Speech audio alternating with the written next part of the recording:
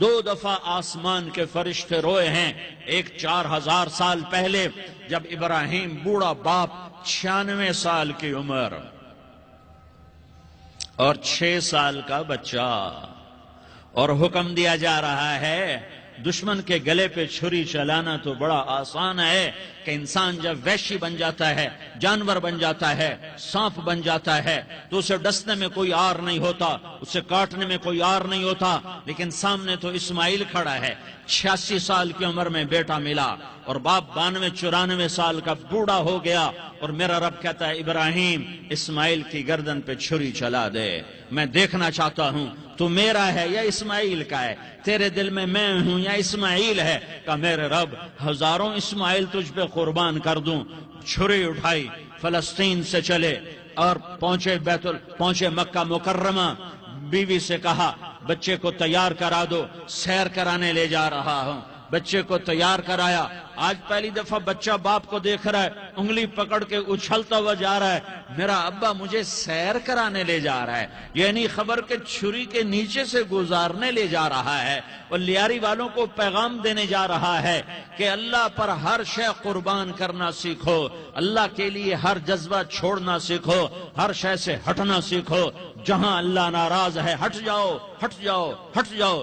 ہار نہ پڑے ہار جاؤ، مٹنا پڑے مٹ جاؤ، لٹنا پڑے لٹ جاؤ، دھکے کھانے پڑے کھا لو کھا لو کھا لو.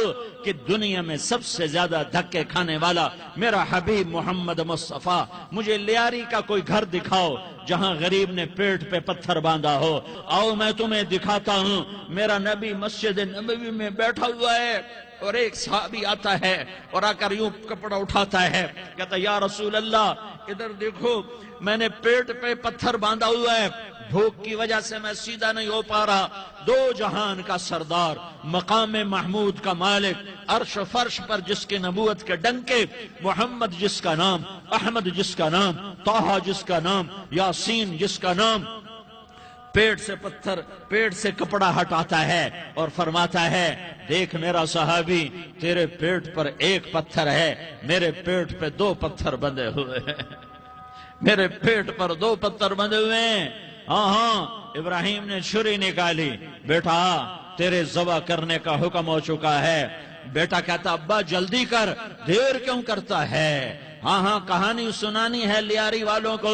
ایسی اولاد بناؤ، ایسے باپ بنو، اللہ کے امر پر یوں قربان ہونا سیکھو. اور اب معصوم بچے کو حیران ہو کر ابراہیم دیکھتا ہے.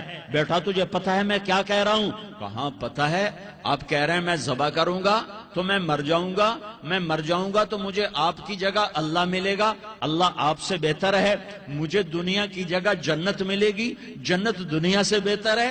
پھر معصوم بچے کو ماں یاد آ جاتی ہے. پھر کہتا ہاں مجھے اپنی ماں کا غم ضرور ہے، اسے بڑا صدمہ ہوگا میرے مرنے کا.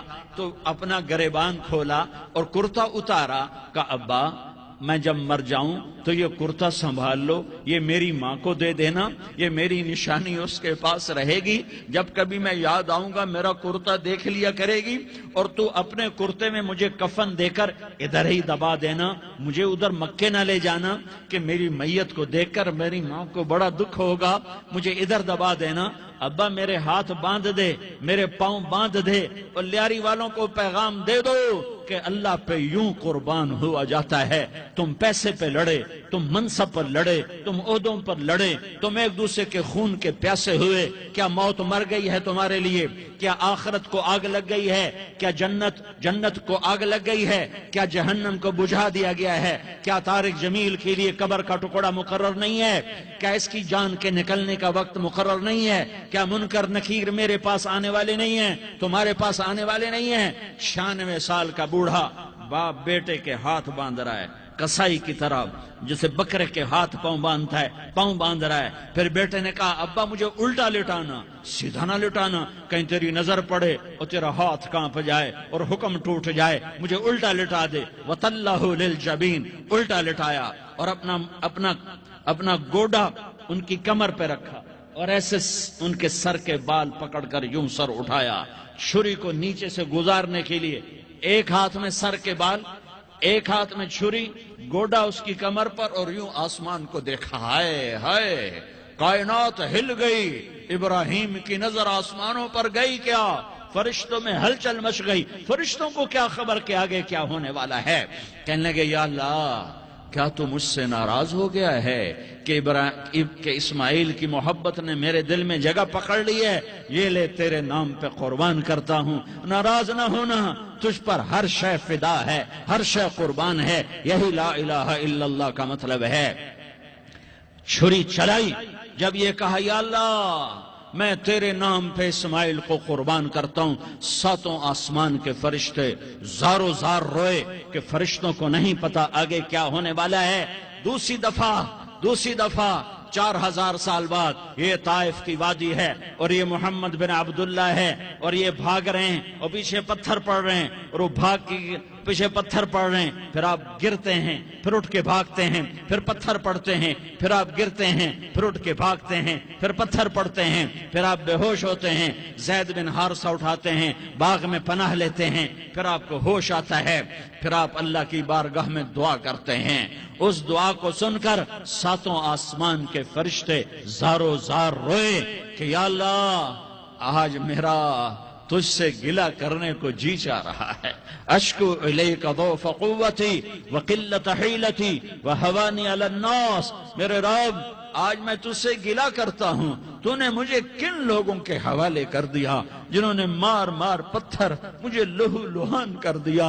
اللہ کی غیرت، اللہ کا غضب حرکت میں آیا، اب فرشتہ اترا۔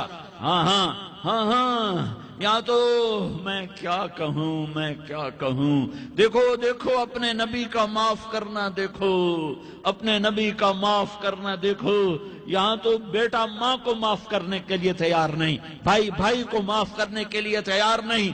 فرشتہ پہاڑوں کا آ گیا، یا رسول اللہ اگر آپ اجازت دیں تو ہم دونوں پہاڑوں کے اندر ان کو چکی کے پاٹ کی طرح مسل کے پیس کے کیما بنا دیں اور ان کو ختم کر دیں۔ تو میرے نبی نے فرمایا نہیں، مجھے امید ہے اگر انہوں نے کلمہ نہیں پڑھا تو ان کی نسلوں میں کوئی کلمہ پڑھنے والا آئے گا۔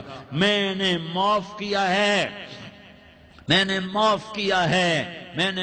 کیا ہے، اللہ کو پا لیا، سب کچھ پا لیا، اللہ کو کھو دیا، سب کچھ کھو دیا۔